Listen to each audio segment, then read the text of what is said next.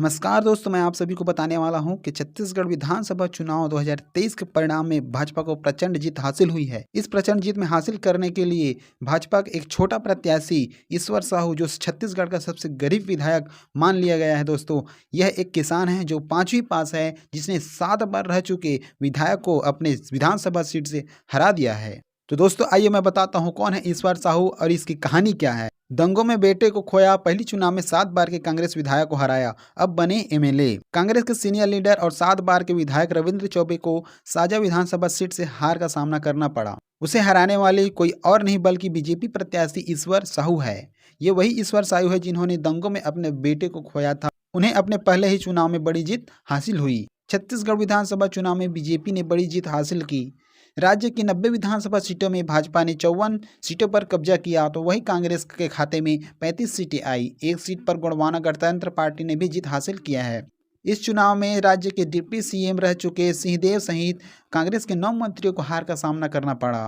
कई सीटों पर मुकाबला काफी दिलचस्प रहा और नतीजे चौंकाने वाले थे। एक ऐसी ही सीट है बेमेतरा जिले की साजा विधानसभा सीट। दोस्तों, साजा विधानसभा सीट पर कांग्रेस के सीनियर लीडर और 7 बार विधायक रह चुके रविंद्र चौबे को हार का सामना करना पड़ा। खास बात यह है कि रविंद्र चौबे को जिन्होंने हराया, ये उनका पहला चुनाव था।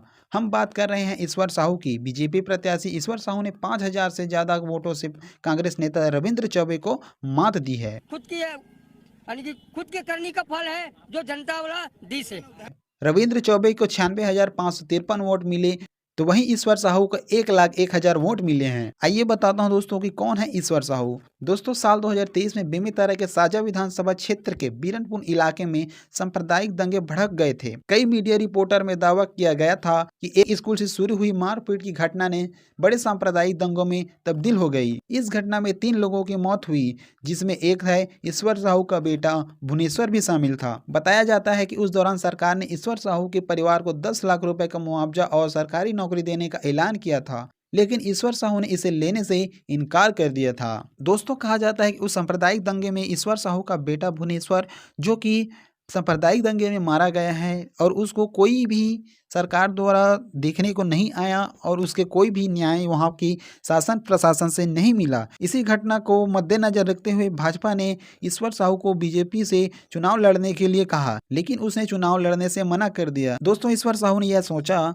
कि मेरा बेटा तो चला गया, लेकिन उसको कोई न्याय नहीं मिला। शायद अगर यदि मैं ये चुनाव लड़ रहा हूँ तो अगर मैं जीत भी जाता हूँ तो तब कहीं जा कर के मेरे बेटे को न्याय मिल पाएगा। यही सोच करके वह बीजेपी से चुनाव लड़ने के लिए तैयार हो गया। दोस्तों, चुनाव के दौरान वह जोर शोर से प्रचार प्रसार करने लगा। अपने क्षेत्र के लोगों से उनको काफी ज्यादा सहयोग मिलता गया। दोस्तों, साजा विधानसभा में चुनाव प्रचार के दौरान भारत के गृह मंत्री अमित शाह ने कहा था कि ईश्वर साहू सिर्फ एक उम्मीदवार नहीं है, बल्कि न्याय की लड़ाई का प्रतीक है।